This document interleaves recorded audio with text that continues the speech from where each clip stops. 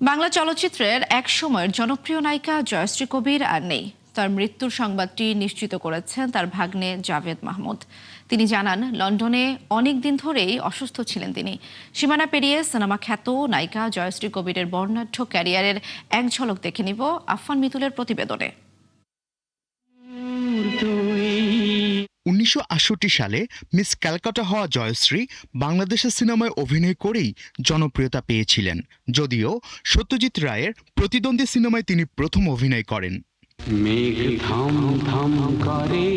বাংলাদেশের বিখ্যাত পরিচালক আলমগীর কবিরের সীমানা পেরিয়ে, রূপালী সৈকতে, সূর্যকন্যা, মোহনা শিরোনামে সিনেমাগুলোতে তিনি নায়িকা চরিত্রে অভিনয় করেছিলেন।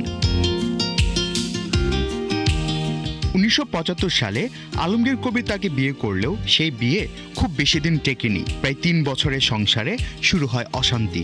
অবশেষে বিবাহ বিচ্ছেদের পথে হাঁটেন জয়শ্রী কবির। বিচ্ছেদের পর প্রথমে পাড়ি দেন কলকাতায়, সেখান থেকে পরে চলে যান লন্ডনে।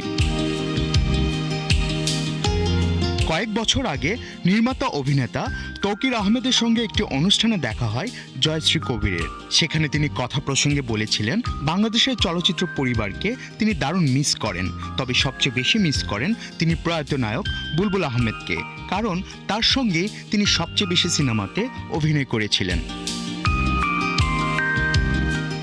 1976 সালে মুক্তি পাওয়া অসাধারণ সিনেমাতে উত্তম কুমারের বিপরীতে কাজ করেছিলেন জয়শ্রী। কলকাতার প্রতিদ্বন্দ্বী, ঢাকার সীমানা পেরিয়ে, রূপালী সৈকতে, দেনা পাওনা, মোহনা, নালিশ, পুরস্কার ও শহর থেকে দূরে সিনেমাগুলোতে অভিনয়ের দ্যুতি ছড়িয়েছিলেন জয়শ্রী কবির। আফফান মিতুল, ৭১।